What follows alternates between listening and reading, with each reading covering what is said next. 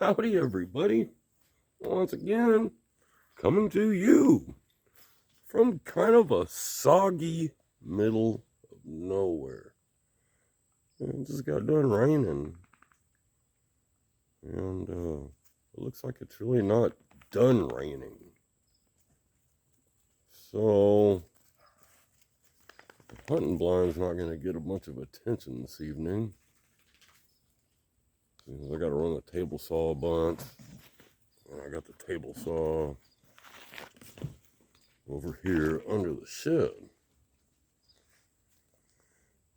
Just to try and keep it dry. But look at that. There's a table right there. And that is something that we can mess with.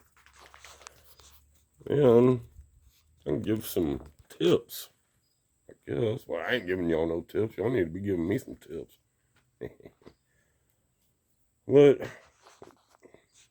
let's take a look at this. So, it was yesterday or the day before.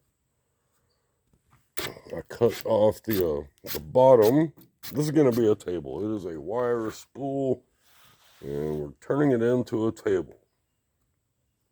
I want my base smaller than my top, so that it's still got good stability, and you can pull a chair up. So, I drew my circle on here. I found a center point. I just nailed a piece of plywood over the hole. Found a center point. Got a string and a pencil. Measured what I thought I wanted, and we just traced. So you can see the pencil still there. I made a big old ugly mark so that I could see. And I can come back and fix if necessary. And that just gives you a guide to go by, basically. But as you see here, the cut is not square. It's shifted out. So I'm going to have to fix that up. And that's just where the blade deflected. You see over here, it's more square. It's kind of more square. Then right there, the blade started deflecting off, and it all got out of whack. And it comes back to good. But, man, I got some pieces down there they're still stuck on. Got a big one over here. And that's just where the depth of the wood is deeper than my jigsaw. So I got a little cleanup to do. And I thought, well, man, everybody's first thought is, well, I gotta have sandpaper, and then I gotta have a machine that sands. Well, man, you really don't. Man, guys have been sanding on stuff and using hand tools for eons. And we got this ugly thing. This is just not a file. It is a file, but this has giant teeth on there. I know this ain't I could have prettied this up before I made a video of it, but I like this thing so much. I use it for so many applications that all that white stuff you see in there is sheetrock. So after I get done cutting a piece of sheetrock, if I don't like the way it looks, I can straighten it right up with that. Makes for a nice flat edge. It's hard steel. It's straight. And if you need something to be flat and straight, you put this thing on there, it's going to be. On this side, the teeth are not so aggressive. But it still works. And then you got teeth on the sides. I think both of those are the same. don't think the aggression changes on the sides. But man, this side's very aggressive. You can remove material in a hurry. And that's why I like it. Now, you have to only run it, well, you can run it both ways, but only one way cuts. And look at that, man. Here's no matter if this thing's close to you or not and it's your first option, don't use it for prying. Well, I broke it. Like, hey, I got a piece of steel right here. I need to get up in there, and I can I can move that, and bink, it broke. And I was trying to wedge something, or I don't know what I was doing. It's very hard. It's very brittle. However, it's still usable. I have another one.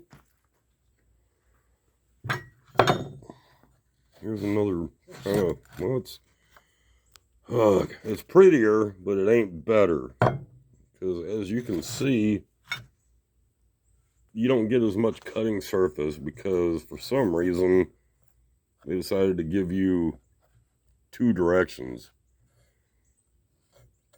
And then so they just left it, that was dumb. I'd rather have a long one that was all the same direction. And they got just about the same grit, if you want to call it. So we're not going to use this one. We're going to use the ugly one. And maybe y'all can see it. Maybe I can explain it. Because a lot of guys are going to go to a real heavy sandpaper on a belt sander. And a belt sander weighs a couple pounds, man. What I enjoy doing, let me see what I'm doing. Right. Is a farrier's rasp. I've never done horse's feet with this thing, not one time, but I have used it a lot on wood. And let's give a little demonstration here.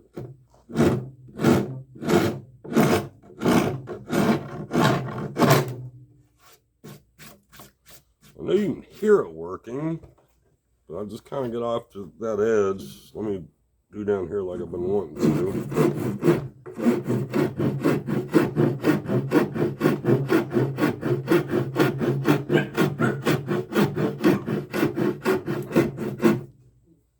You can almost remove more with this rasp than you can with a belt sander.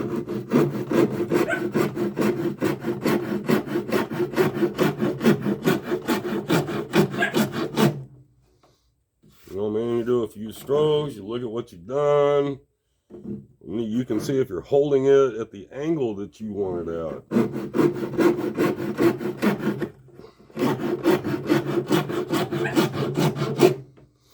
And believe me, this thing is for, man, if you got to take off something big and you want it gone in a hurry, this is it. And of course, I'm going to come back with a belt sander and clean all this up. However, man,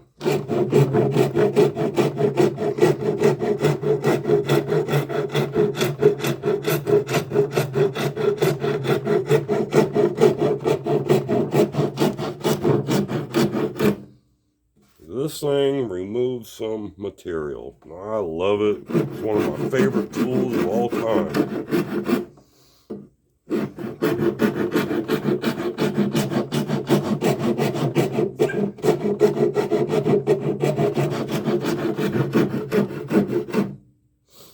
And even though it is flat, you can round things over. You can put a bevel on this edge.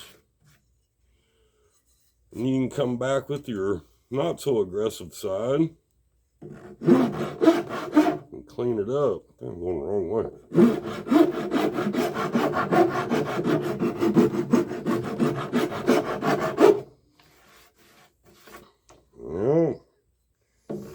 already made a huge difference. Let's give it a couple more whacks here.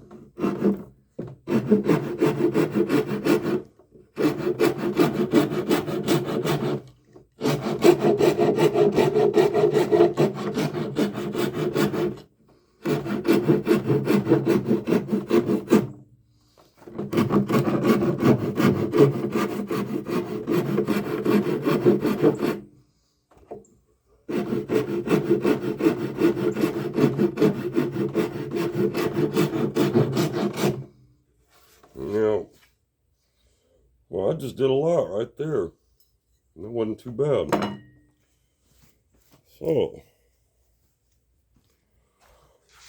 I just kind of showed y'all that was one of the bad spots. And so we can see this is sort of square. Come around to where it was really bad. And it ain't so bad no more. So I got all the way to about here. So it's more square looking. And look at those shavings that we get. This thing takes off chunks. And down here, that is not fine.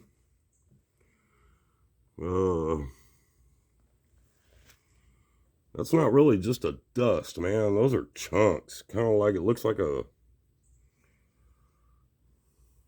yeah, it kind of looks like a chainsaw went through it a little bit. Although chainsaw chunks ought to be a little bit bigger than that. It looks like a dull blade on a chainsaw. But,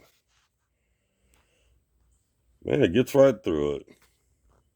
Don't be afraid to go get you a farrier's rasp, man. You can, ugh, $20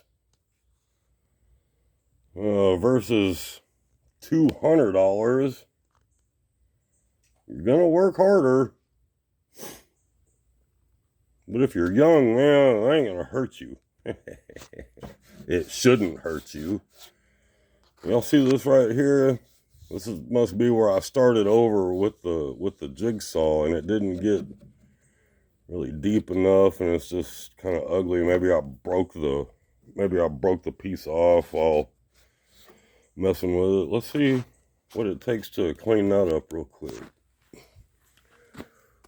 See if y'all can see what I gotta take off. Maybe it'll,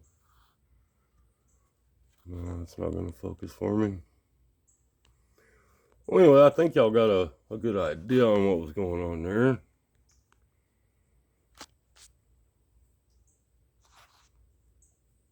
No, it's getting dark. So you can see there's some depth there. That's a good 1/8 of an inch. There we go. I mean, my thumb gets caught on it when I'm going over. I'm fixing to give myself a splinter right now. Let's see what it takes to get that off. Because in order to get this off, I have to take some from the top here also. You know, in order to keep it square, I could undercut it, but no, because that's just going to ruin everything. So I got to keep on doing what I think is square right there. So let's see what this takes real quick. Maybe I can even zoom y'all in a little bit. Y'all can see some chunks flying, maybe. Let's see what this turns out like.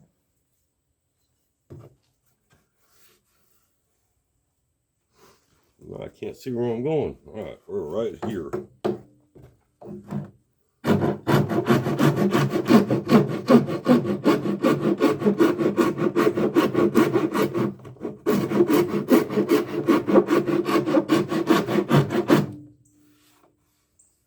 So that wasn't too many strokes. That went pretty quick.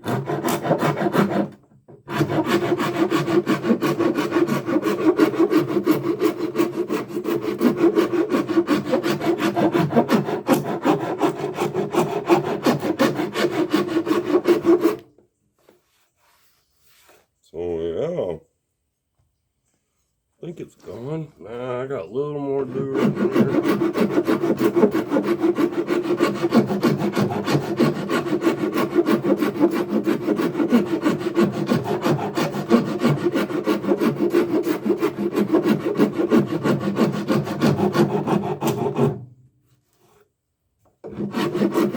I think that got it. Let's see what we can see.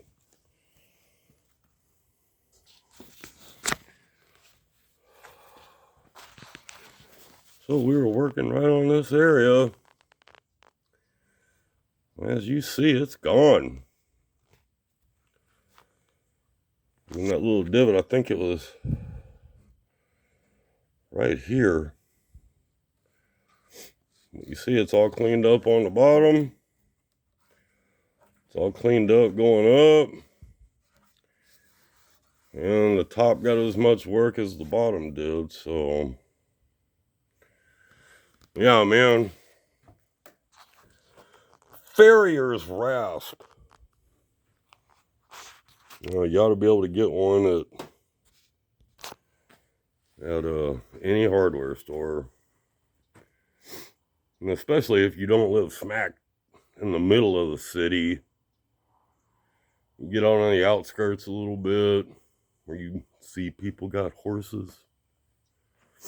They're going to have a Farrier's rasp. Because everybody needs one, because you got to take care of your horse feet. Well, anyways, guys, that was that. That took a little longer than I'd expected it to. But yeah, man, we're doing some woodworking on a rainy evening. Trying to make a nice table. Y'all have a great night. Love you. See you soon. Night, y'all.